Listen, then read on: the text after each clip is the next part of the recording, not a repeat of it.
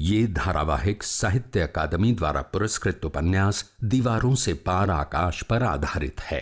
इसे धारावाहिक का रूप देने के लिए लेखक की अनुमति से इसमें कुछ जरूरी बदलाव किए गए हैं। समाज में स्त्री के अधिकार की आवाज बुलंद करते इस धारावाहिक के पात्रों का किसी भी जाति, समुदाय, भाषा या व्यक्ति से कोई संबंध नहीं है।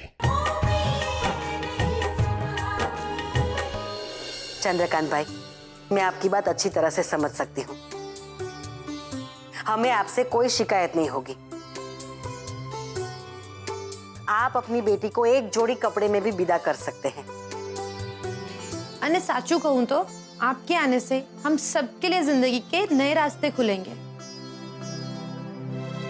क्योंकि अगर आप घर से निकल के काम कर सकती हैं तो हम भी अपने करियर के बारे में अब सोच सकते हैं। हमारी परंपरा हमें विरासत में मिली है और उस पर सारा समाज टिका हुआ है। जब हम शादी करके गए थे ना, तब हम एक दूसरे को देखकर समझकर नहीं गए थे, लेकिन फिर भी हमें हमारी जिम्मेदारियों का एहसास था और हमने अपनी जिम्मेदारियां अच्छी तरह से निभाई भी।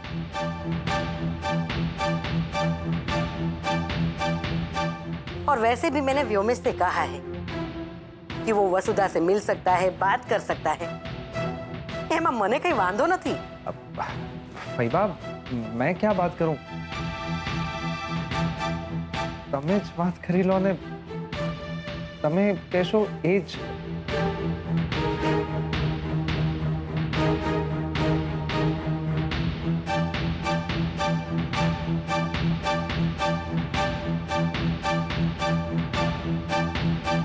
अरे समझने की कोशिश करो व्योमेश। वसुधा के साथ जाकर अकेले में बात कर ले। हो सकता है वो कुछ बात करना चाहती है।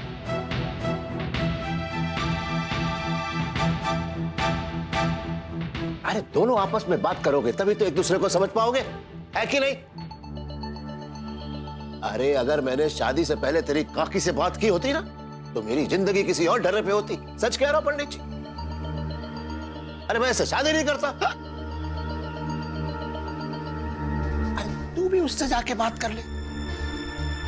हो सकता है वो कुछ कहना चाह रहे हो तुझसे, है ना? जा जा।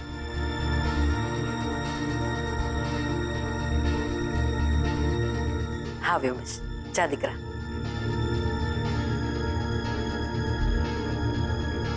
जाओ वसुधा, इसी बहाने व्योमेश को अपना घर दिखा दो।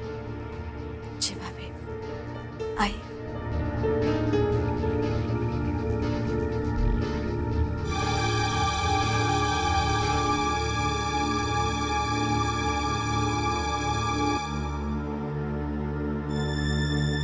आप लोग नाश्ता वाश्ता तो लीजिए।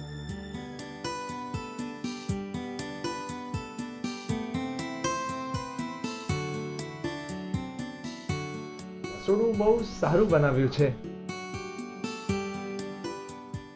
चलो अच्छा है, कम से कम आप मुस्कुराई तो सही, वरना आपको टेंशन में देखकर मुझे भी घबराहट हो रही थी।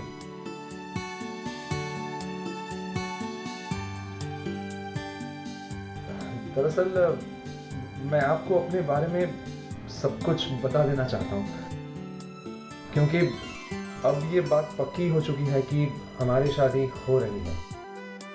और अगर अब फैबा ने ये शादी पक्की कर ली है तो अब इसे कोई नहीं तोड़ सकता। आपको पता है, जब फैबा ने आपको पहली बार शादी में देखा था ना, तभी फैबा ने तय कर लिया था कि वो आपको ही हमारे घर की बहू बनाएंगी। और अब देखो ना, हमारे घर की बहू बनाने के लिए फैबा ने आपकी शर्त भी मान ली। मैं तो कभी सोच भी नहीं सकता कि फैबा ये शर्त मान लेगी। और आप इस बारे में क्या सोचते हैं?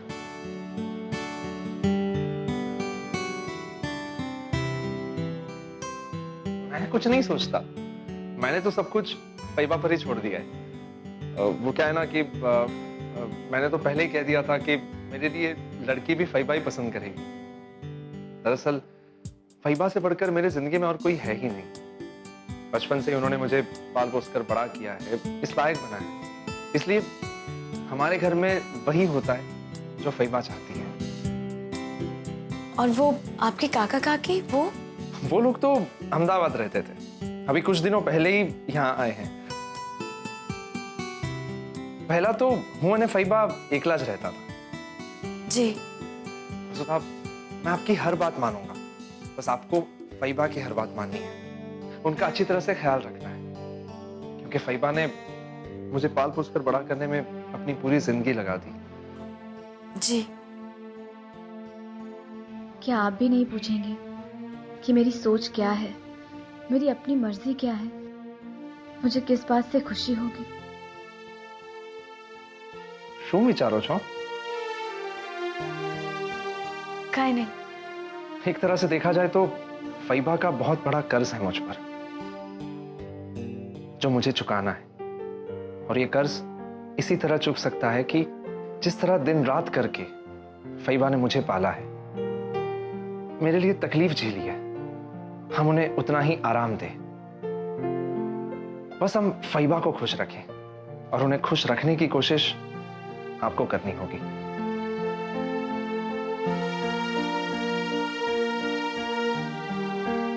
मुझे और किसी से कोई मतलब नहीं है, बस मैं फैबा को खुश देखना चाहता हूं।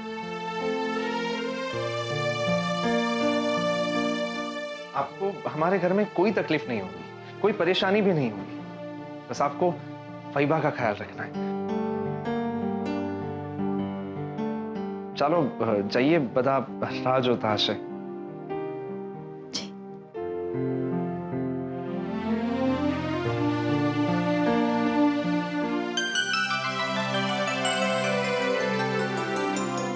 मैंने अपनी बेटियों की हर कमी को पूरी करने की कोशिश की है, उनकी ख्वाहिशों को मिटने नहीं दिया, उनकी हर ख्वाहिश को पूरा किया है।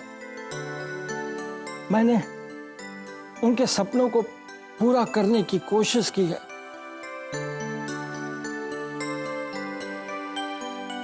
बस वासु का ये सपना पूरा किए बिना उसकी शादी कर रहा हूं।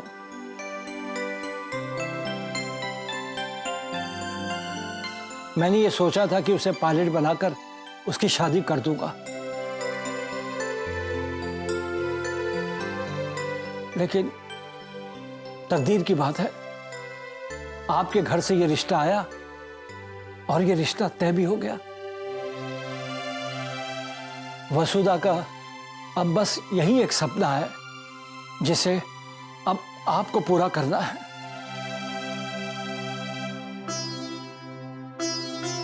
मैं समझ सकती हूँ चंद्रकांत भाई, निर्मला बहन की सब कुछ बहुत जल्दी जल्दी में हो रहा है,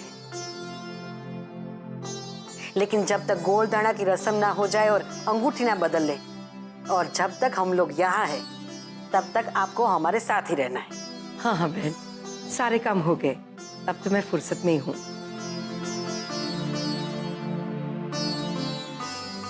तो जजमान, अंगूठी बदलने की रस्म पूरी की जाए, मुहूर्त बीते छे। अरे पंडित जी, इतने बेचैन क्यों है? लगता है किसी जजमान को टाइम दे रखा है। धीरज धीरज। अरे जरा लड़के लड़की को तो आने दीजिए बातचीत करके।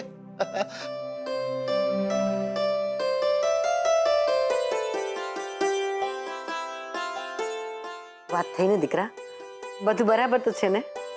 फैबा, आपने रिश्ता तय किया है तो बराबर है ना?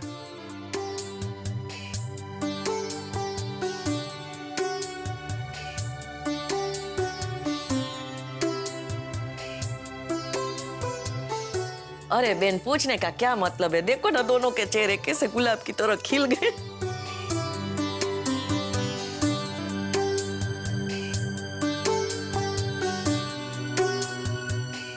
हाँ हाँ काकी, हूँ खुश हूँ।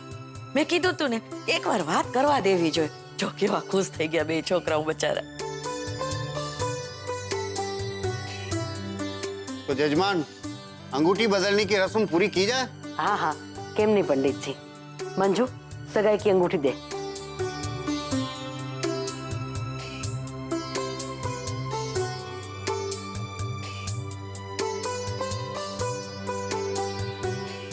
ચાલો ચાલો એકબીજાને અંગૂઠી પહેરાવો.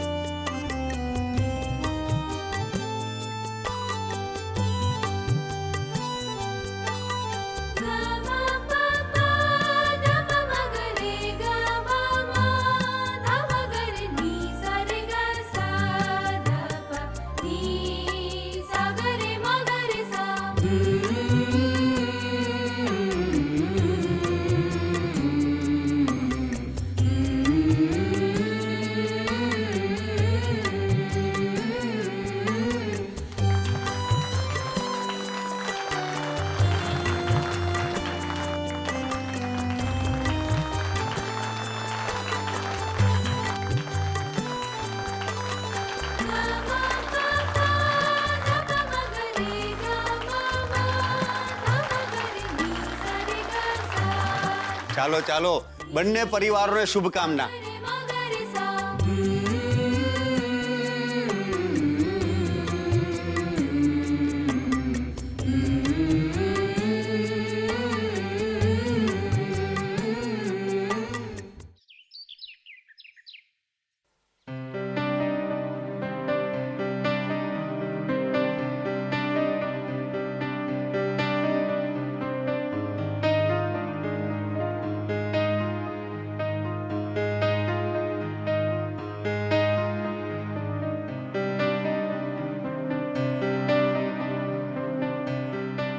माना कि हम दोनों एक दूसरे के बहुत अच्छे दोस्त हैं,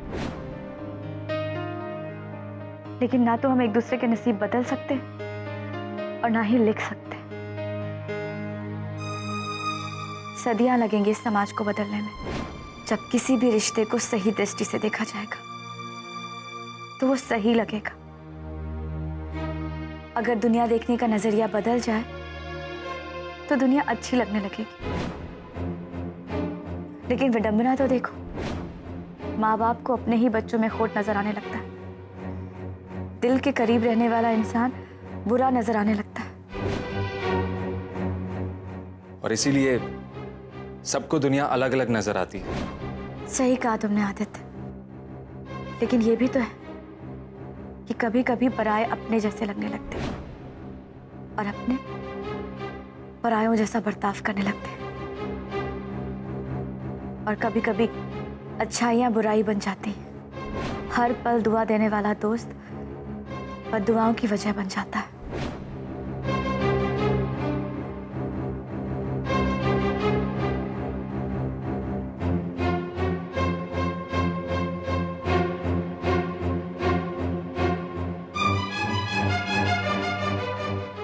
वसुधा का फोन स्विच ऑफ. छुटकी को लगाता हूँ.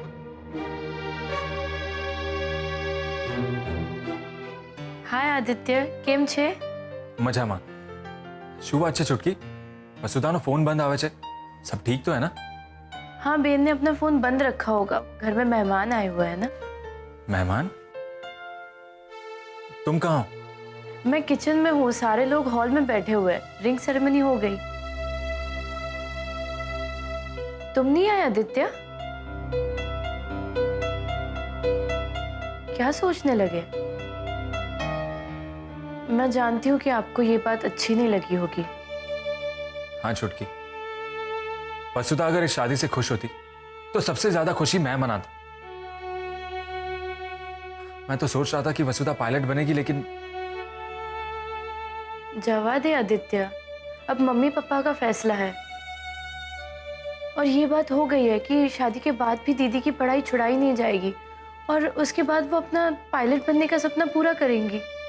छुटकी, हकीकत कहीं अलग જ હોય છે. ये सब कहने सुनने की बातें हैं, दिल को दिलासा देने की बातें.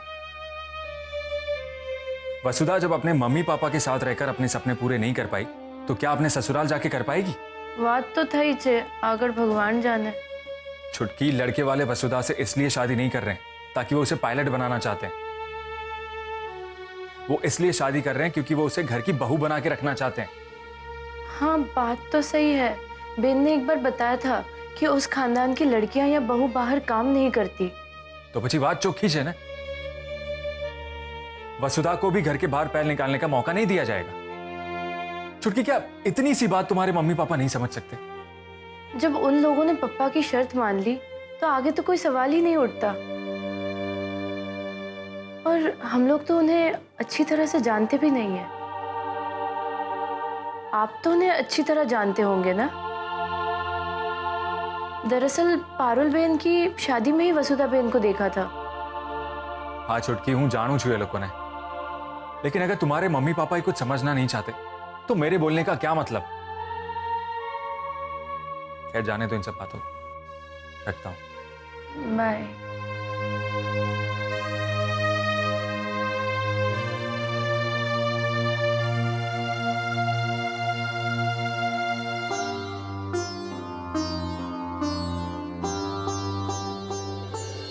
देखिए चंद्रकांत भाई, मैं तो ऐसा मानती हूँ कि लगन सादे ढंग से करे कि धूमधाम से करे, लेकिन अगर लगन हम पारंपरिक विधि विधान के अनुसार करना चाहते हैं तो हमें हमारी परंपराओं को साथ लेकर ही चलना पड़ेगा। शू कहो छो?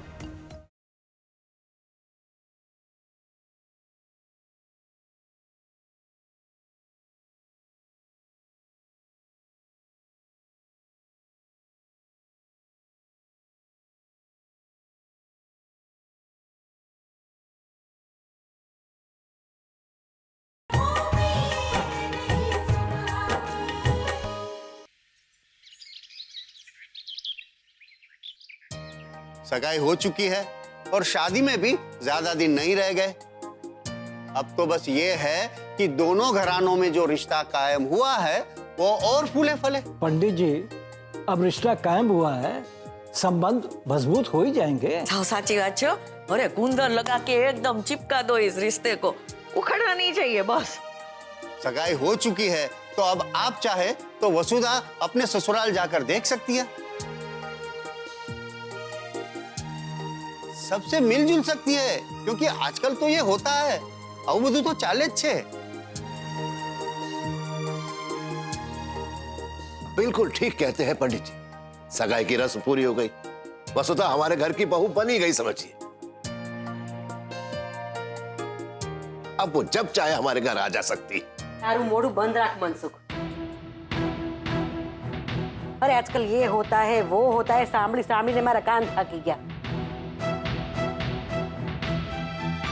तुम देख नहीं रहे हो, जब से ये सामाजिक परंपराएं टूटने लगी है, घर टूट रहा है, समाज टूट रहा है। अरे केवी बात करस तू? अगर शादी से पहले ही बहू के घर में कदम पड़ने लगे तो शादी के बाद गृह प्रवेश का क्या मतलब है?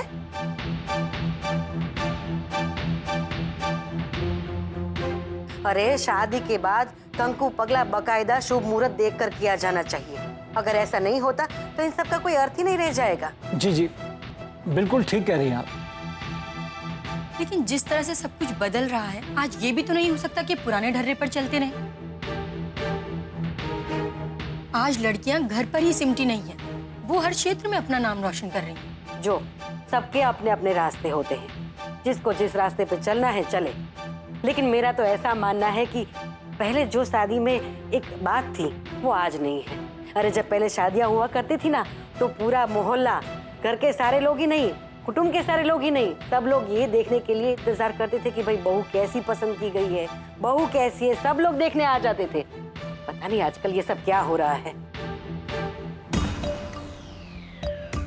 अरे जिस घर में शादी से पहले ही बहू का आना जाना शुरू हो जाता है ना, वहां सारी उत्सुकता ही खत्म हो जाती है।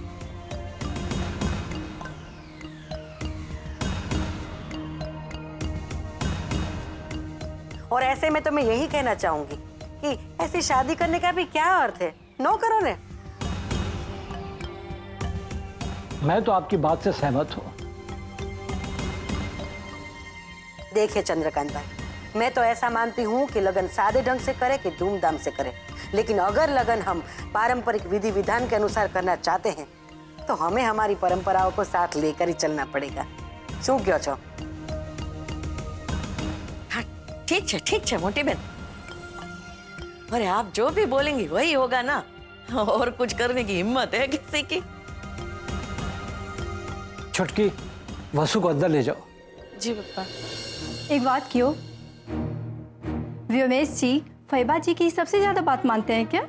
हाँ, उस घर में फैबा की ही चलती है और व्योमेश भाई भी फैबा की ही सुनते हैं।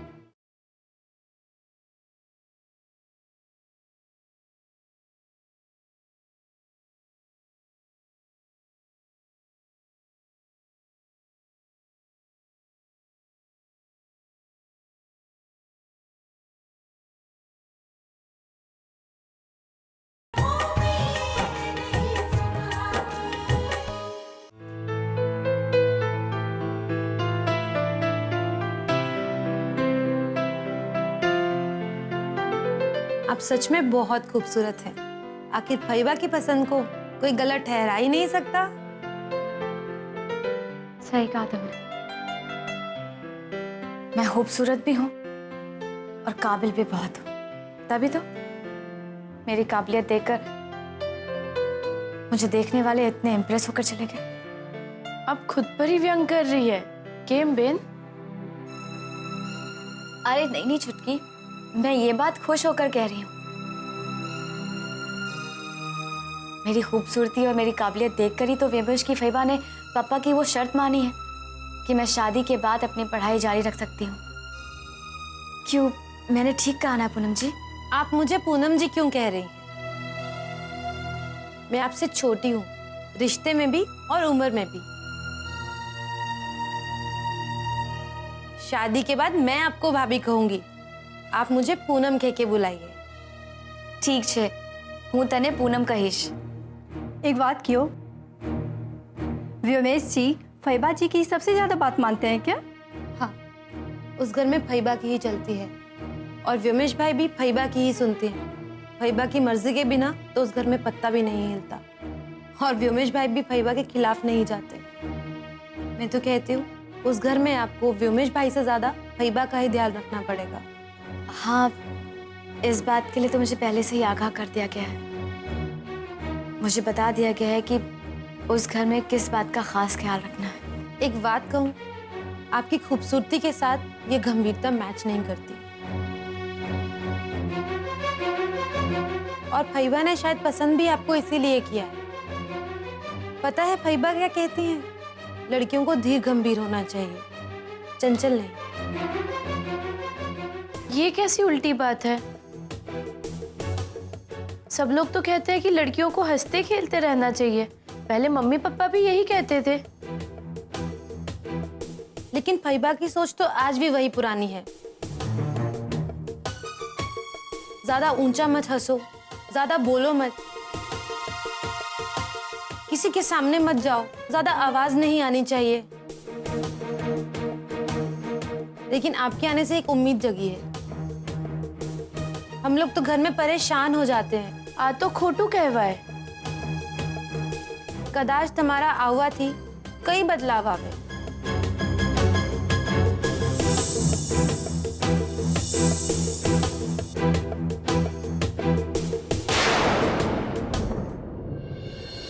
मैं वसुधा की खामोशी की बात कर रही थी। मुझे वो सब सही नहीं लगा। मुझे लगता है जैसे उसके मन में कोई बात तो है जो वो हम लोगों को नहीं बता पा रही। कहाँ थी तुम? जवाब दो।